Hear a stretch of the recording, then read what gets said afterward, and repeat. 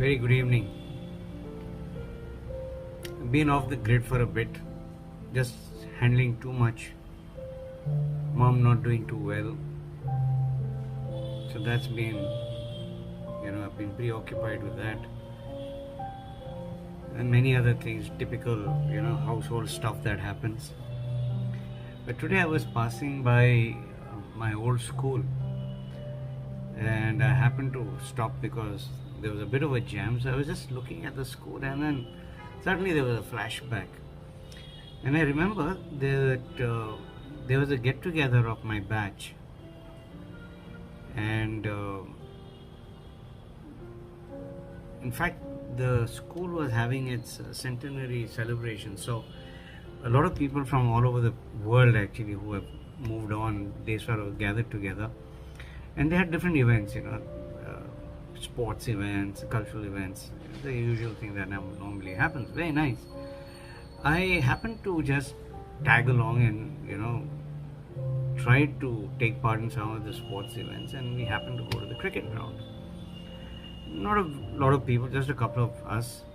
Most of them I couldn't recognize, and forgive me, but I forgotten their names also. They remembered me. I just, for the love of my life, couldn't remember their names. I am a little weak with names, but I remember faces. So anyway, I was sitting there and these people were watching, and then one guy comes sit next to me and he says, Marnosh. I said, yes boss. I wanted to say something for a very long time. I said, what? And this guy doesn't stay in the city also. He is somewhere in down south near Ooty or something like that. He's joined another school. And I think he's heading the sports department or something like that. I really don't know. But he said, look, I want to say sorry to you. I said, why? He said, I don't think you remember, but I was after you. I was jealous of you. I was after your case. I would do everything possible to get you into trouble. I would do everything that possible in my mind and my might to make people not to like you, to hate you, to boycott you. But you, I don't know what you were thinking or what was going on inside you. You never reacted. You never said anything. You never complained to anyone. You just took it. And you took it for years. I know how much we humiliated you, not just me, but a couple of us put together. We really humiliated you in public and you never said anything or did anything. Why? I said, boss, frankly speaking, I don't remember anything. And for me, what's past is past. What's gone is gone. I mean, here we are today after so many years. It feels nice. And it's perfectly fine. It's all right. He says, no, it's been eating me up. And I'm so glad you came. I wanted to apologize. From the bottom of my heart, I want to apologize and ask for your forgiveness the way I treated you.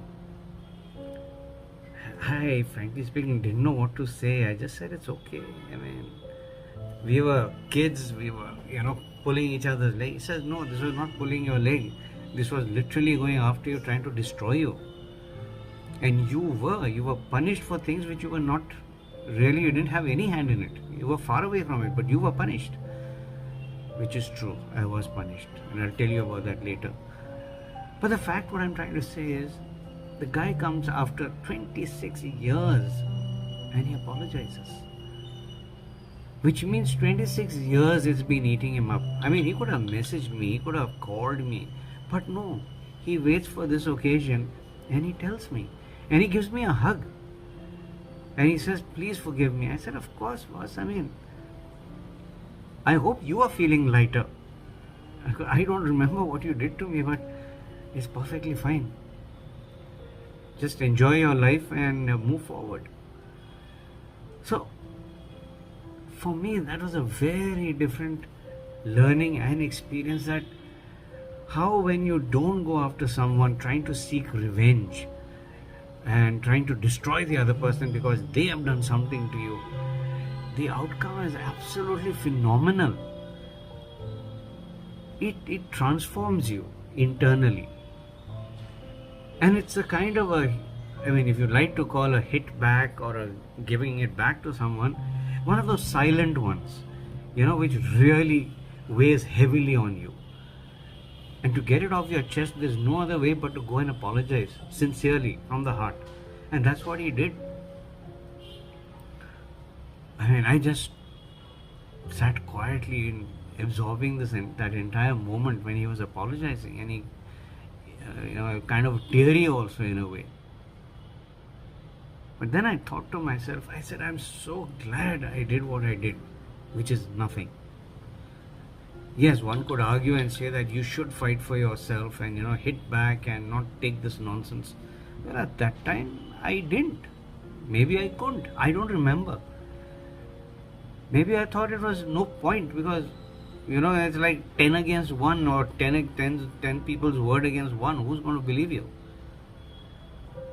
So I took it in my stride.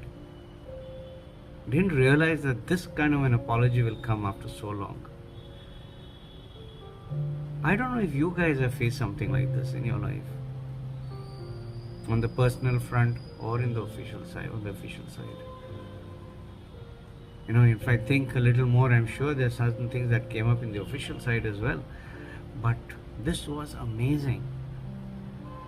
So next time you have something like this happening, where you are cornered for something you've not done, you've taken the brick bats, what have you done after that is the important thing, both emotionally, physically and mentally. I, for one, grew by leaps and bounds in terms of the person I am today. Steady, simple, feet on the ground, and taking things as they come without any judgment. How about you? What is your approach to such things? Give it a thought.